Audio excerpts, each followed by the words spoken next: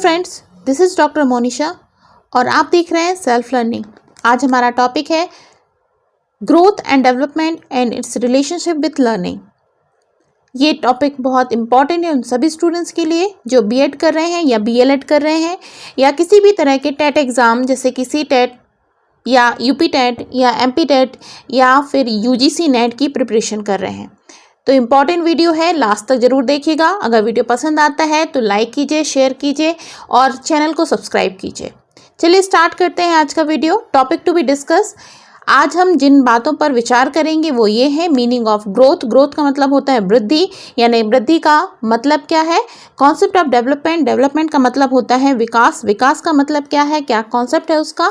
Definition of growth and development, difference between growth and development and maturation. Maturation मतलब परिपक्वता, तो वृद्धि, विकास और परिपक्वता क्या होती है, इनके बीच में अंतर क्या है ये भी समझेंगे।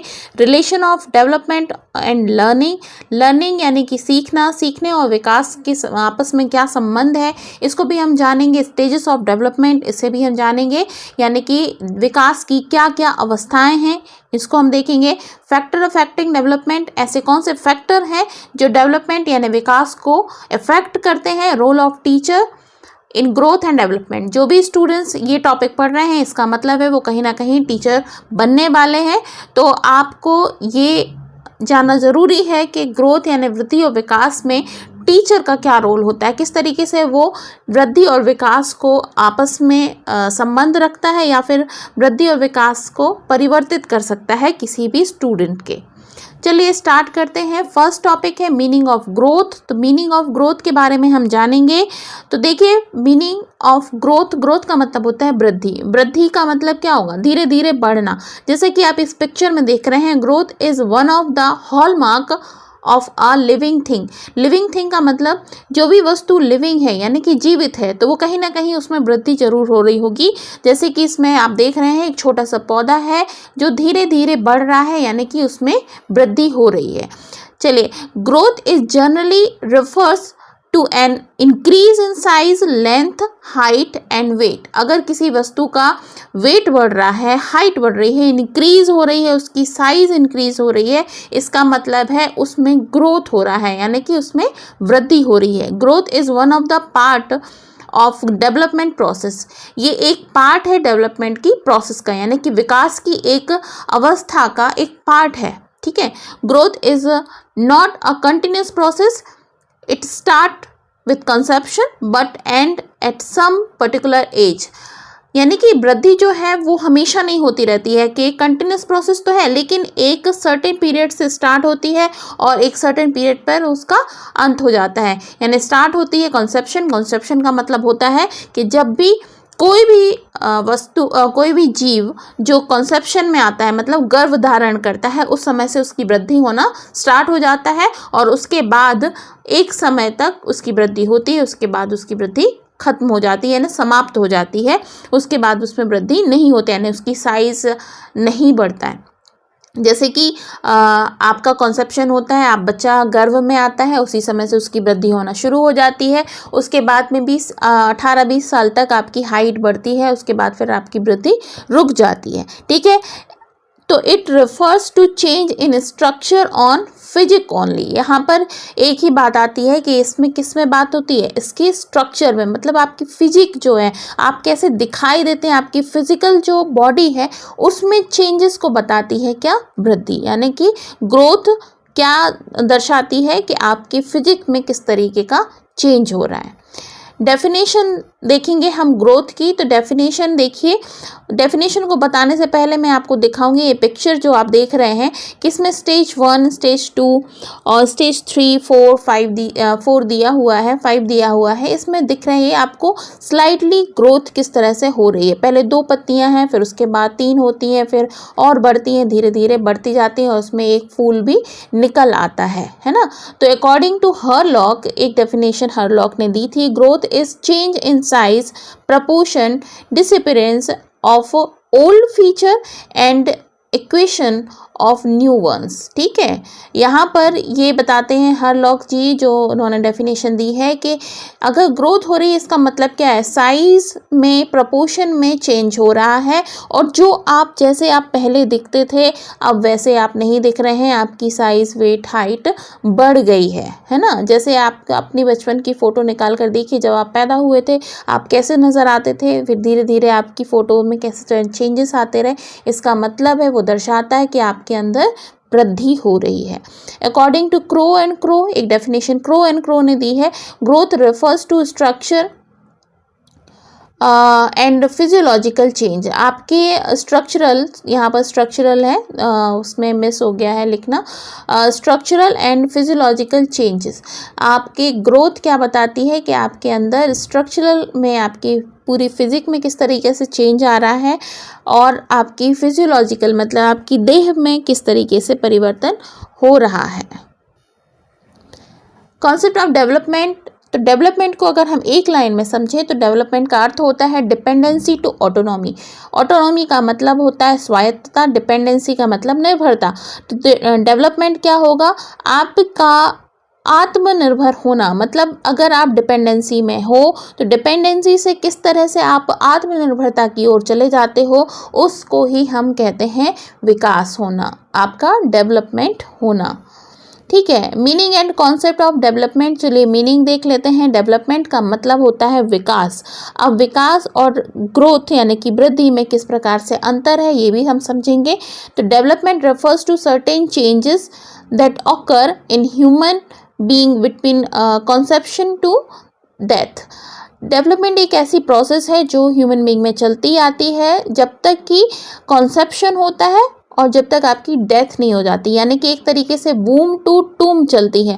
मतलब जब आप गर्भ में आते हैं और जब तक आप इस पूरे जीवन काल में रहते हैं तब तक आपका विकास होता रहता है, यानी कि जब तक आप की मृत्यु नहीं हो जाती है तब तक ये विकास रुकता नहीं है, विकास होता रहता है। तो बूम टू टूम होने वाली प्रोसेस कहलाती है विकास। It's not only limited to any random changes to those that appear in orderly ways and are relatively permanent nature। अब ऐसा नहीं है कि अगर आपके अंदर कुछ भी चेंजेस आते हैं, आड़े टेढ़े आप गिर गए, आपके हाथ पैर में चोट लग गई, उस तरह से तो आपके में कोई भी चेंज आएगा तो किसी भी प्रकार के चेंज को हम विकास नहीं कहेंगे। लेकिन अगर एक सर्टेन तरीके से आपका डेवलपमेंट हो रहा है तो उसको हम विकास कहेंगे।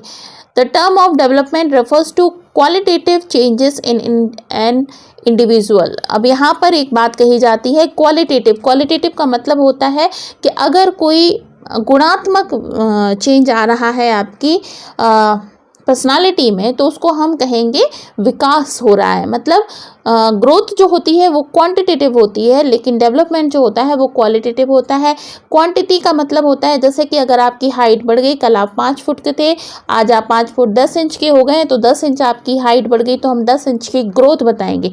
लेकिन आपकी समझ बढ़ गई तो अगर आपकी समझ में किस तरीके से परिवर्तन आया, कल आप 500 ग्राम समझदार थे और आज 250 ग्राम समझदार बचे, ऐसा नहीं कहेंगे। समझ जो होगी वो उससे गुण के आधार पर नापा जाएगा, आपके गुणात्मक परिवर्तन को ही देखा जाएगा। तो development can be assess only and growth can be major.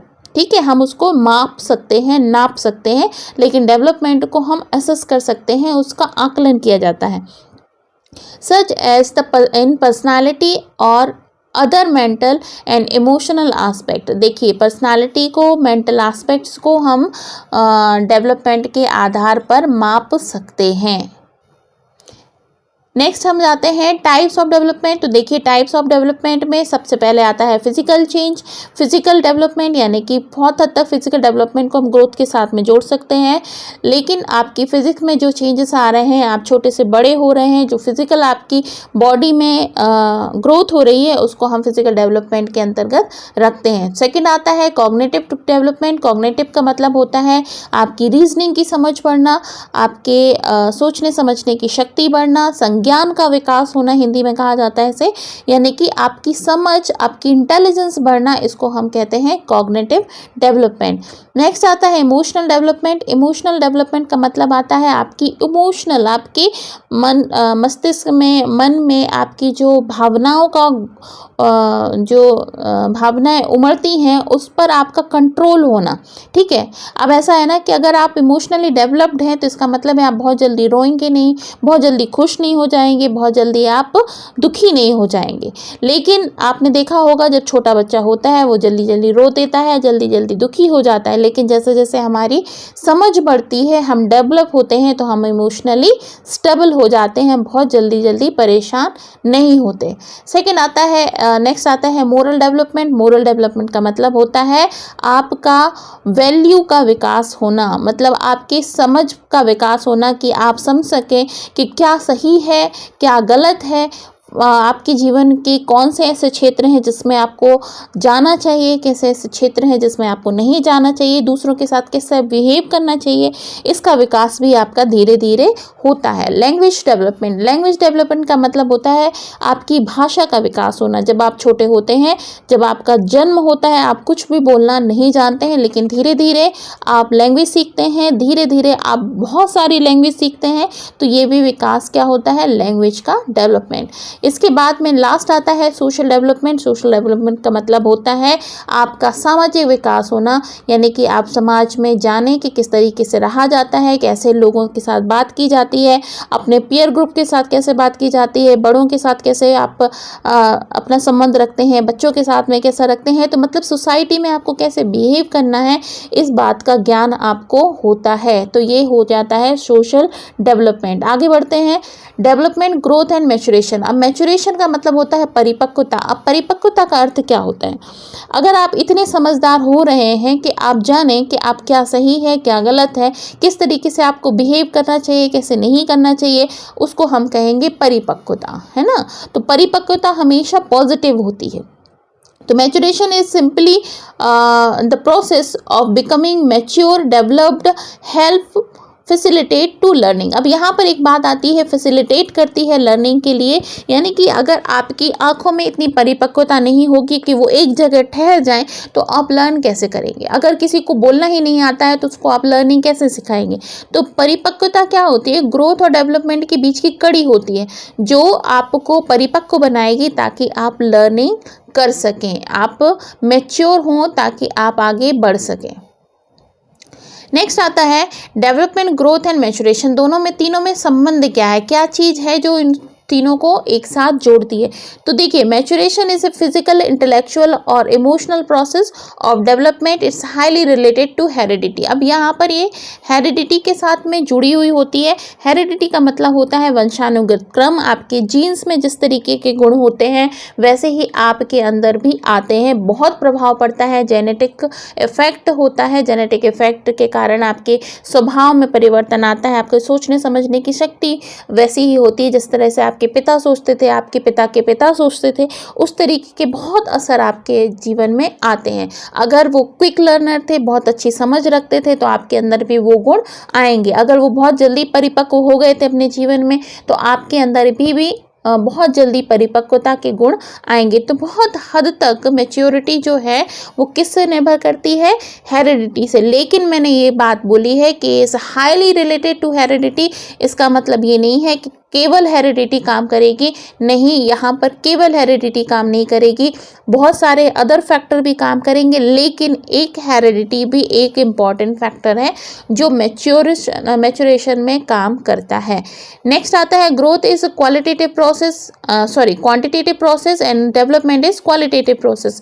Quantitative का मतलब होता है आप बहुत अच्छे से गुणों जो ग्रोथ है उसको नंबर्स में, अंकों में माप सकते हैं, तो बहुत अच्छे से हम मापा जा सकता है ग्रोथ को। लेकिन डेवलपमेंट जो है उसे अंकों के आधार पर इतनी अच्छे से हम डिस्क्राइब नहीं कर सकते हैं, लेकिन उसका आकलन कर सकते हैं। लेकिन कुछ ऐसे टेस्ट होते हैं जिसके आधार पर हम विकास के क्रम को भी जान सकते हैं। तो विकास जो है वो क्वालिटेटिव और क्वांटिटेटिव मतलब गुणात्मक भी होता है और मात्रात्मक भी होता है ना। तो development is inclusive term. Development क्या होगा?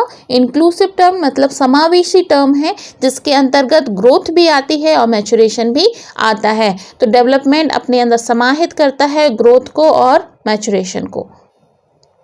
आगे बढ़ते हैं, difference between growth and development. तो बहुत सारा डिफरेंस तो मैंने आपको बता दिया, फिर भी मैं बताती हूँ आपको ग्रोथ और डेवलपमेंट में क्या अंतर है। तो it is a quantitative process, is a qualitative process. यहाँ पर बात आती है the value nature can be positive और नेगेटिव। यहाँ पर देखिए ग्रोथ आपकी पॉजिटिव भी हो सकती है और ग्रोथ आपकी नेगेटिव भी हो सकती है। जैसे कि आपका देखते हैं सेंसेक्स ऊपर जा रहा है, वृद्धि हो रही है, लेकिन सेंसेक्स नीचे जा रहा है, उसमें वृद्धि घट रही है। तो growth can B positive and negative both, okay.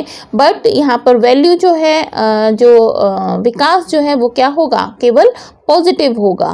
मतलब विकास एक बार आप सीख गए किसी भाषा को बोलना, तो आप ऐसा नहीं होगा कि आपका भाषा जो है वो आप बोलना आप छूट जाए, यहाँ पे जब तक आप बोलते हैं जब तक आप सीखें उसके बाद फिर भूल जाएं, ऐसा नहीं होगा। अगर आपने खाना पीना सीख लिया है तो ऐसा नहीं होगा कुछ समय के बाद आप खाने की प्रोसेस भूल जाएं। इसलिए आपका जो विकास है वो पॉजिटिव होता है। लेकिन एक कंडीशन है, एक स्टूडेंट ने मेरे से पूछा था कि अगर हमारा एक्सीडेंट हो जाता है या फिर किसी तरीके से हमारी याददाश्त चली जाती है, तब तो ये कंडीशन हो सकती है कि हम जो कुछ भी हमने सीखा है वो हम भूल जाएं, तो वो एक अलग कंडीशन हो जाएगी। लेकिन फिर भी विकास जो होता है वो पॉजिटिव होता है, केवल ऊपर की तरफ ही जाता है ना। सेकेंड है, इसके बाद में change can be multiple direction. अब देखिए विकास वृद्धि जो है वो अलग अलग डायरेक्शन में हो सकती है। मतलब अगर आपने किसी पौधे को देखा होगा तो वो ऐसा नहीं है केवल ऊपर की तरफ बढ़े, है ना, वो उसकी वृद्धि जो होगी वो हर डायरेक्शन में हो सकती है। लेकिन जो विकास है वो यूनिडायरेक्शनल होता है, केवल एक साइज में होता है, एक तरफ होता है, एक ही डायरेक्शन में होता है, ठीक है। और इसका मतलब है कि आपकी क्वालिटी में वृद्धि हो रही है। नेक्स्ट आता है, इसी में हम आगे बढ़ेंगे। It's easier to express term of numbers. जी हाँ, इसको नंबर्स में हम बहुत अच्छे से बता सकते हैं। इट्स नॉट ईजियर, देखिए ईजियर लिखा हुआ है यहाँ पर।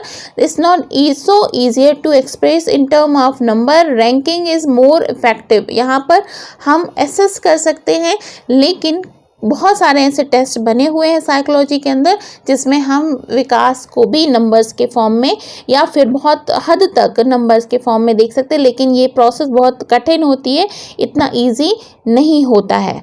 अब एग्जाम्पल देख लेते हैं वृद्धि का। तो जीडीपी, पॉपुलेशन, ईटीसी, यहाँ पर हम जनसंख्या में देखते हैं वृद्धि हो रही है। जीटीपी मतलब कि आपकी ग्रोथ में वृद्धि हो रही है। आप गवर्नमेंट में, आप न्यूज़ में हर सुनते रहते हैं कि जीडीपी में ग्रोथ हो रही है, डिक्रीज हो रही है, बढ़ रही है ना। पॉपुलेशन भी बढ़ रही है, घट रही है। लेकिन डेवलपमेंट हमेशा पॉजिटिव होता है। तो development, human development index, happiness index, ये हमेशा क्या होता है? आकलित किए जाते हैं और ये हमेशा बढ़ते हैं या फिर इनमें वृद्धि पॉजिटिव होती है। नेक्स्ट आता है relation of development of learning. चलिए एंड लर्निंग, यहाँ पर रिलेशन देख लेते हैं, दोनों के बीच में क्या इन रिलेशन है, किस किस के बीच में? विकास और सीखने की प्रोसेस के बीच में। तो देखिए लर्निंग बहुत इंपॉर्टेंट है, आप जानते हैं बिना लर्निंग के हम कुछ नहीं कर सकते हैं। लेकिन यहाँ पे लर्निंग और विकास दोनों आपस में, डेवलपमेंट और लर्निंग में क्या डिफरेंस है, क्या संबंध है, ये हम जानेंगे। तो learning is development that comes from effort and practice। अब देखिए लर्निंग क्यों कैसे आती है? प्रैक्टिस से आती है। लर्निंग को हम सीखते हैं तो कैसे आती है? प्रैक्टिस करेंगे, बार बार एक ही काम को हम करेंगे तो धीरे धीरे हम उसको सीख जाते हैं। तो लर्निंग इज डेवलपमेंट, विकास ही क्या है? सीखना है। और जो आता है किससे आता है? एफर्ट से, बार बार आपकी तैयारी से, आपकी बार बार उसको बार बार करने से, उसको बार बार आप प्रैक्टिस करते हैं तो आप सीखते हैं, है ना। तो यहाँ पर विकास को ही लर्निंग को ही क्या कहा गया है, विकास कहा गया है। Interaction of maturation and learning is important for development. अब देखिए यहाँ पर लर्निंग और मैच्योरिटी यानी मैच्योरेशन और लर्निंग के बीच में जो इंटरेक्शन होता है वो किसके लिए इम्पॉर्टेंट होता है, डेवलपमेंट के लिए इम्पॉर्टेंट होता है।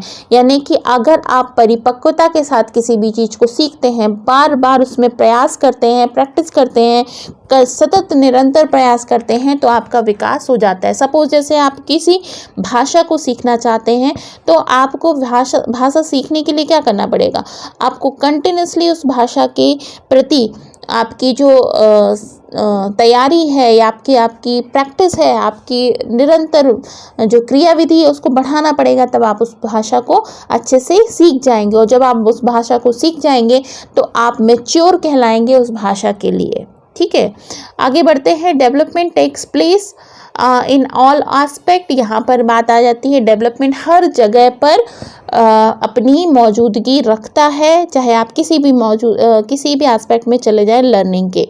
मैच्योरेशन सेट्स लिमिट और टू डेवलपमेंट। मैच्योरेशन जो है वो डेवलपमेंट की लिमिट को तय करती है कि कहाँ कहाँ पर डेवलपमेंट होगा। मैच्योरिटी परिपक्वता जो है वो सेट करती है डेवलपमेंट की लिमिट को। विकास एक क्रम है ना, विकास एक वृद्धि का क्रम है।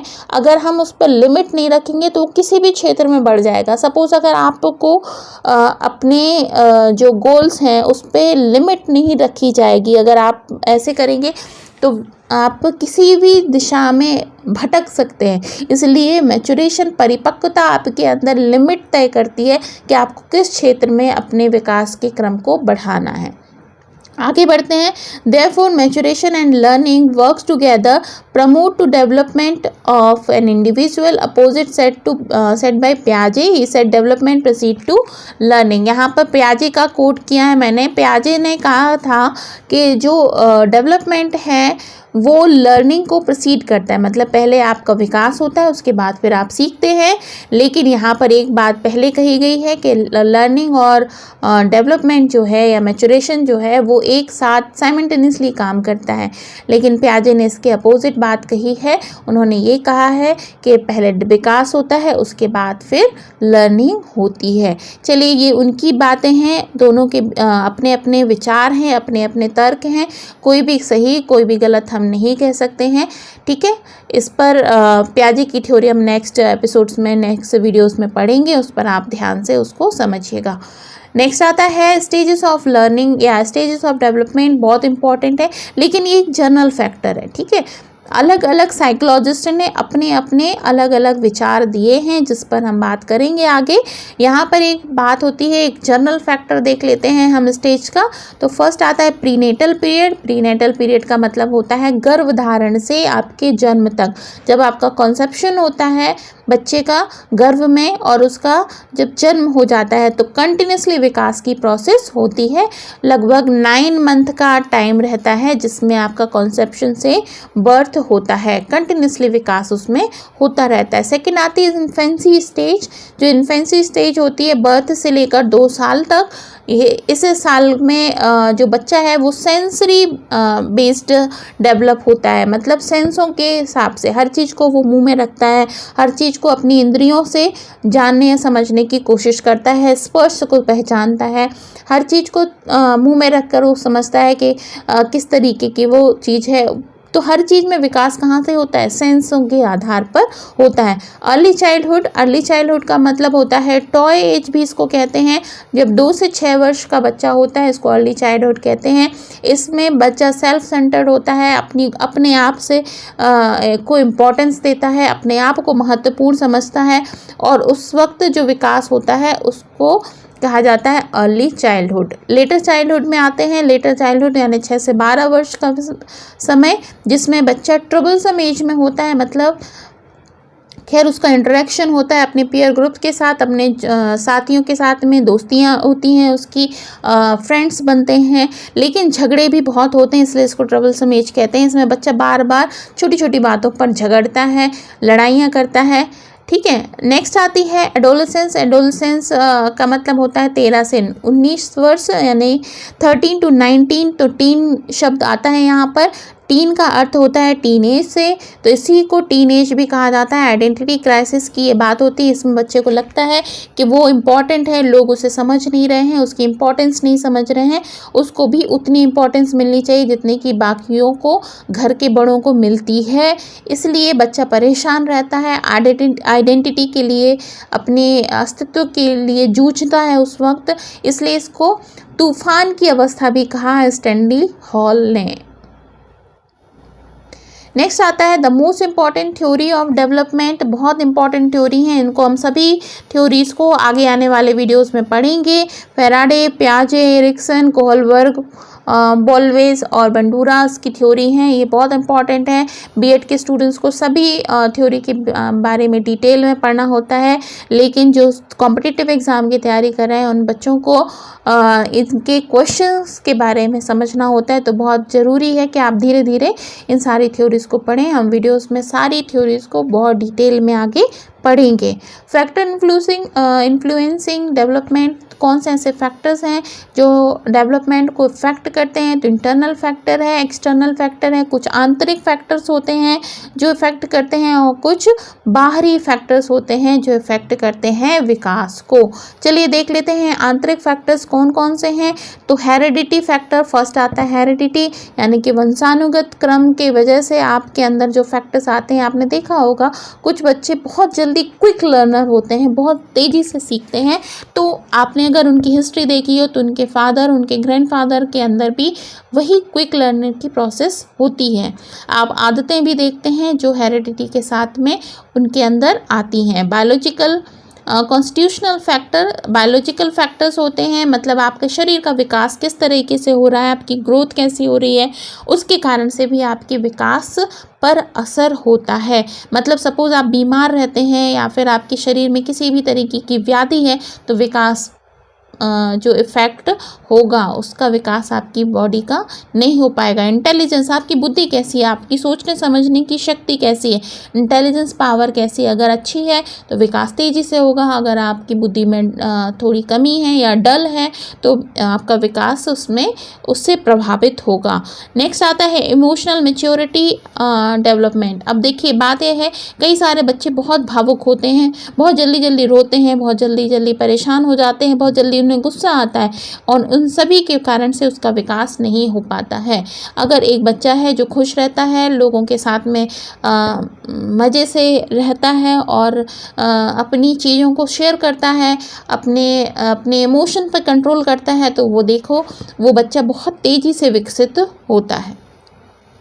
नेक्स्ट आता है सोशल मैच्योरिटी या सोशल डेवलपमेंट।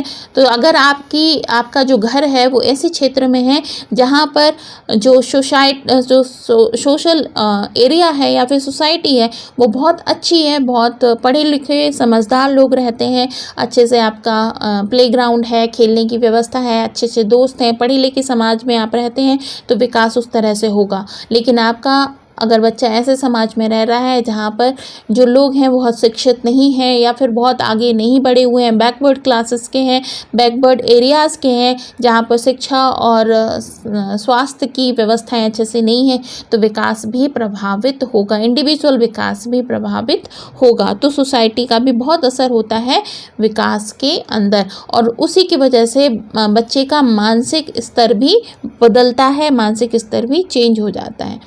चलिए आगे बढ़ते हैं हम। अब देखते हैं हम एक्सटर्नल फैक्टर्स क्या हैं। एक्सटर्नल फैक्टर में आ जाता है environment in the boom of mother. जब आप बच्चा माँ के गर्भ में होता है तो उस वक्त माँ के सराउंडिंग कैसा एनवायरनमेंट है वो इफ़ेक्ट करता है। अगर हेल्दी एनवायरनमेंट है बच्चे का डेवलपमेंट सही होगा, क्योंकि 9 मंथ कॉन्सेप्शन टू बर्थ आपका डेवलपमेंट माँ के गर्भ में ही होता है। नेक्स्ट आता है physical and mental health of mother. अगर मदर की फिजिकल हेल्थ और मेंटल हेल्थ दोनों ही बैलेंस है, बहुत अच्छे से है, तो बच्चे का जो विकास है वो भी बहुत अच्छे से होगा। Single and multiple child getting nourished in the वूम। अगर बच्चा जो है केवल एक नहीं है बल्कि ट्विंस हैं, है ना, कभी कभी 3 भी होते हैं। तो अगर 3 बच्चे हैं गर्भ में या 2 बच्चे हैं गर्भ में, तो जो भी माँ नरिशमेंट लेगी, जो भी आहार लेगी, वो दोनों बच्चों में डिस्ट्रीब्यूट हो जाएगा, इसलिए उस समय भी विकास पर असर पड़ता है। नॉर्मल एंड एबनॉर्मल डिलीवरी, अगर डिलीवरी के समय पे डिलीवरी का जो प्रोसीजर है वो नॉर्मल नहीं होता है बल्कि एबनॉर्मल हो जाता है, उस कंडीशन में भी बच्चे के विकास में असर होता है। कभी कभी डिलीवरी प्रॉब्लमेटिक हो जाती है, उससे भी बच्चे के विकास में असर पड़ता है। वेदर और रेडिएशन, अब यहाँ पर वेदर कैसे आता है, हमारे इंडिया में बहुत कहा जाता है जब माँ के गर्भ में बच्चा होता है तब माँ को सूर्य ग्रहण चंद्र ग्रहण से दूर रहना चाहिए, उस समय